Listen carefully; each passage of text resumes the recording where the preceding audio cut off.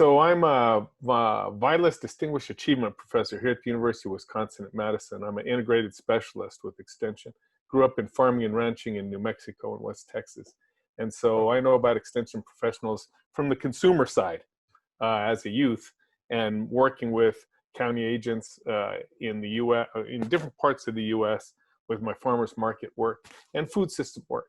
So Kayla may have or may not have benefited from articles I've written on zoning for food systems, zoning for urban agriculture, zoning for farmers markets, and I know that that work's been used in different places around the country. And I am very interested in updating that work. So Kayla, sharing is caring, send me anybody who's got recent innovations. You can see that I've written about urban composting, regulations for urban composting, all kinds of things like that.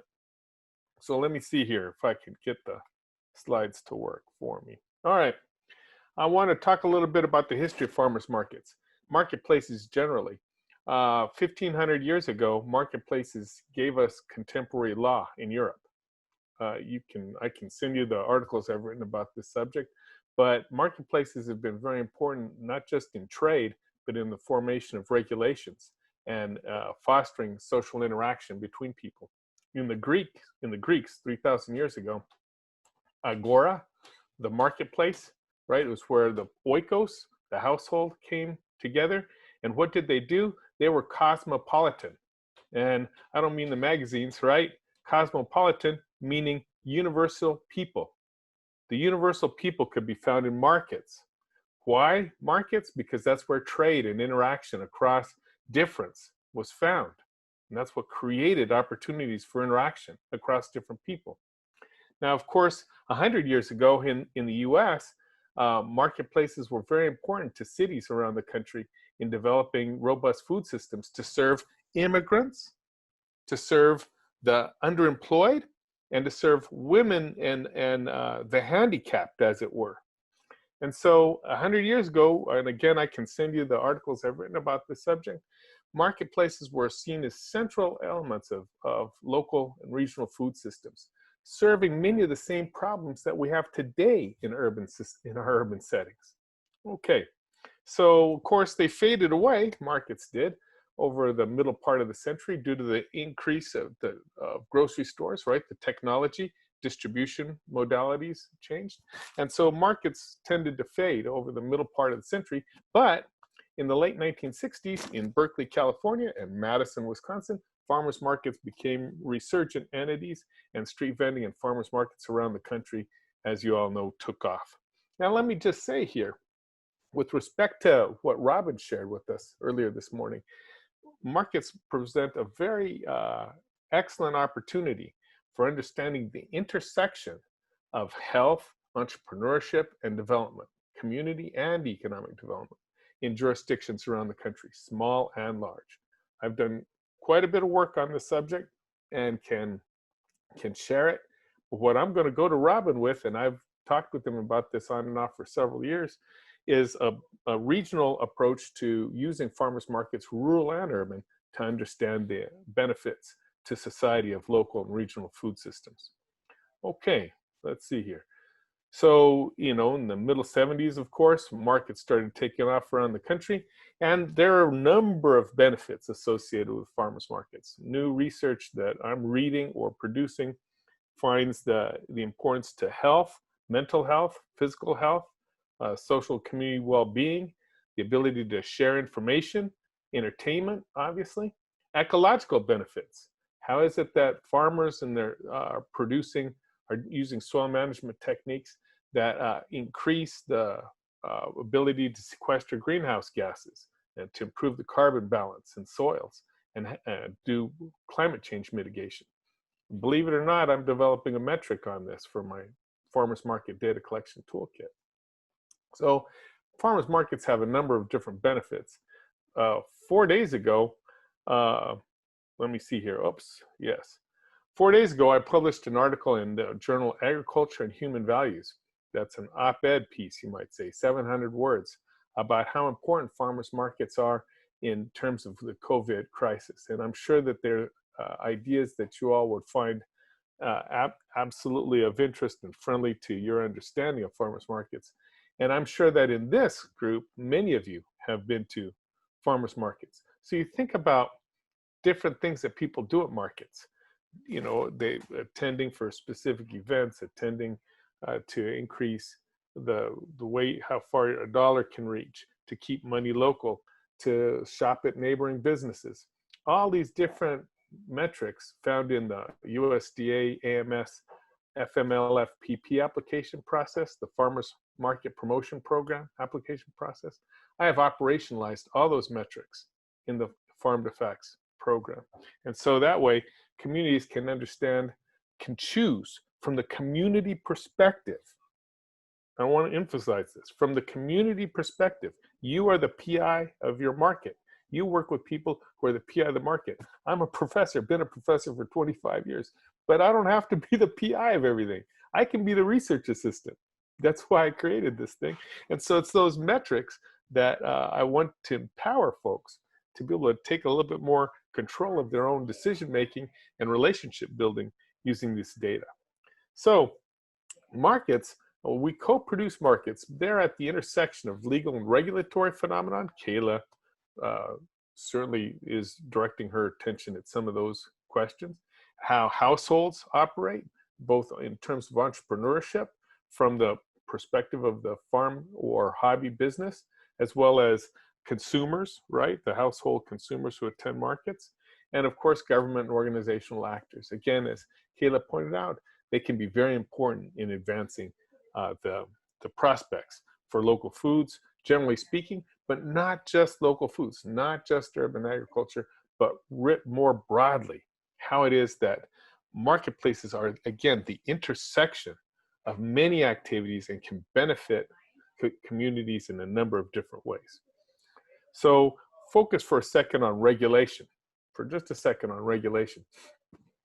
State of Wisconsin deemed farmers markets as essential 2 months ago, as probably happened in many states. UW Extension, the Department of Ag and Trade and Consumer Protection, and the Department of Health all weighed in with recommendations for how to organize those markets. Department of Ag, a list of 56 requirements for farmers markets. Department of Health, 4.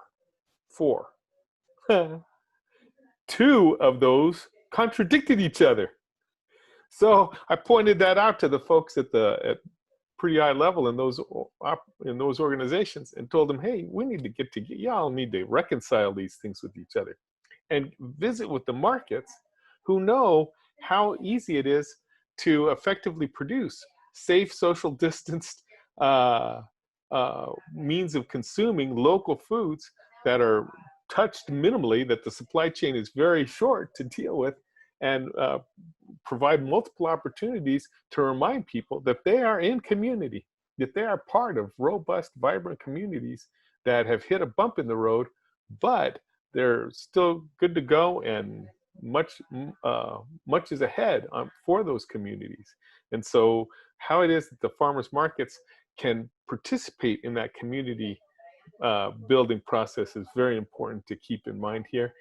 But it's got to be in cooperation with local government and state government, reconciling the different expectations that the parties have for each other's activities. Hopefully you get a sense of that. That's about a 1,200 word essay. I think it's going to appear someplace here pretty soon. If you'd like to read it, please don't be shy, reach out. So the one that appeared in Ag and Human Values was called Differentiate or Die. And the point very much is that since markets produce resilience and responsiveness to changing conditions and are flexible to accommodate different intersecting activities and processes, that we would be very smart to not just accept markets, but produce different ways of incorporating market activities, farmers market activities, into the larger local, community, regional economic landscape.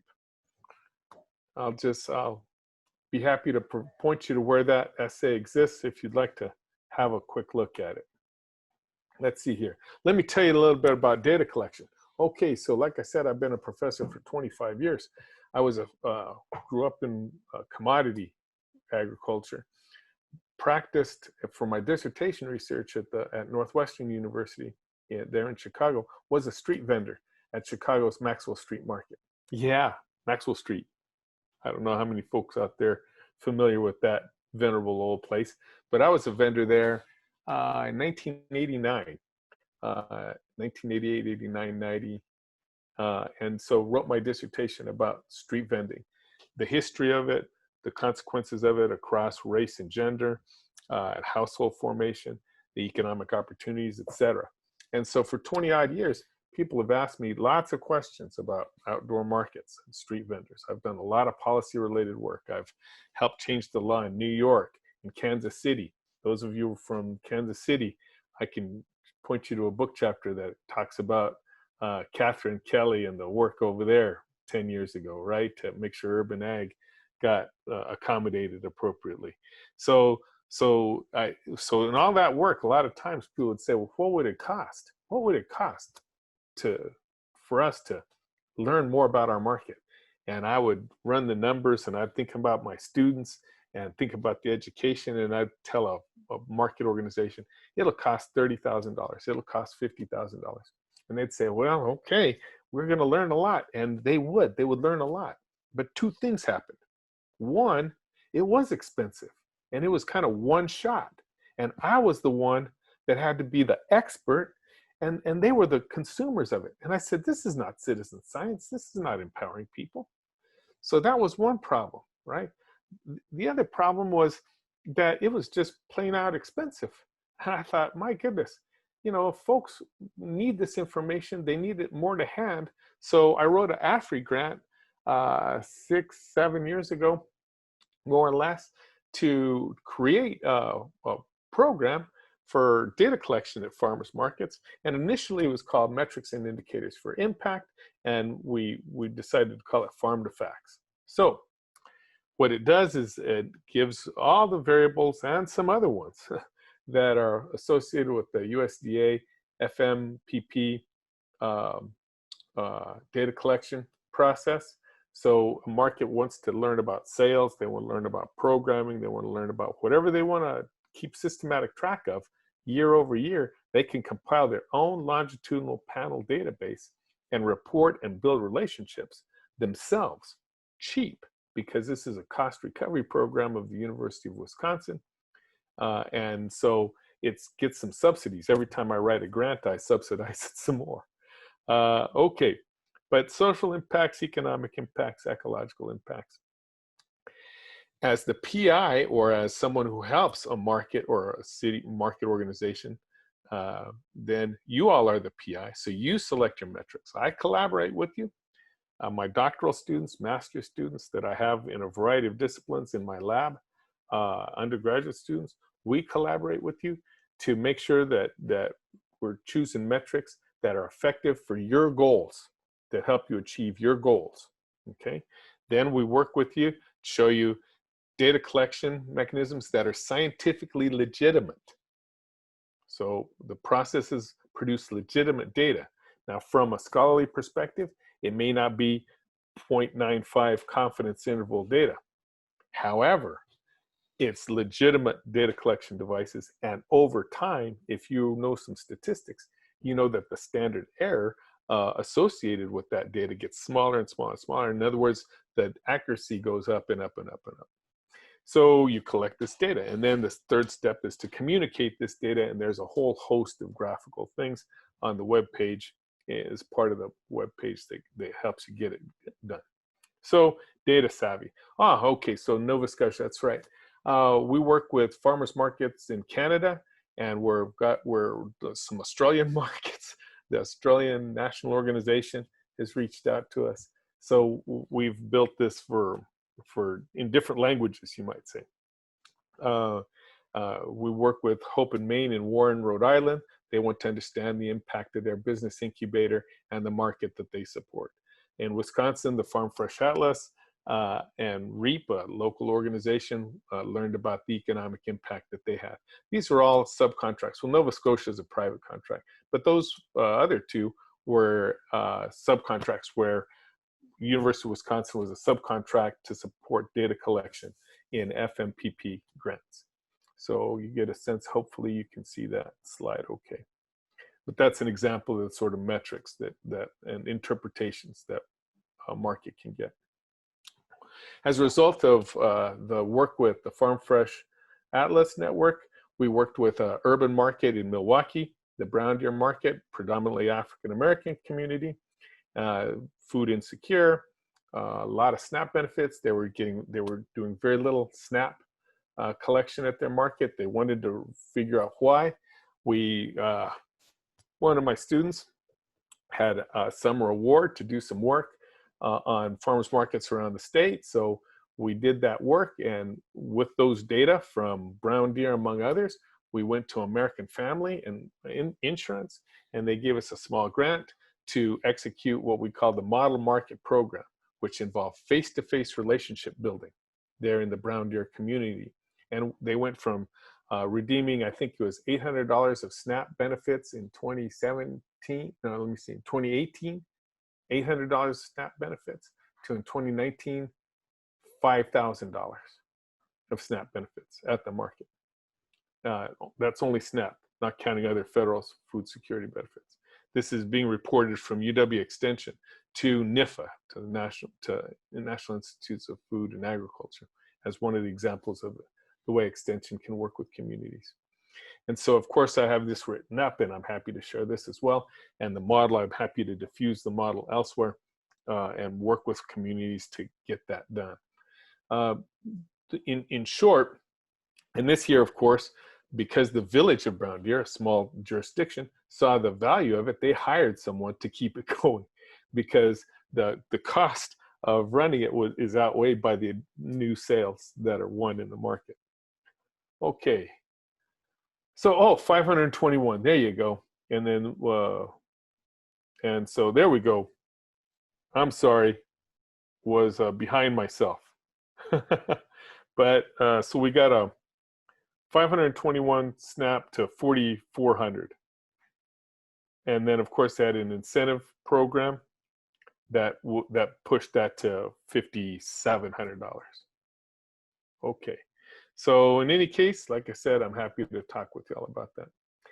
We saw at I gave a talk at the Wisconsin Farmers Market Association and at the Intense Conference, and did the keynote at the Iowa Farmers Market Association here in the last few months.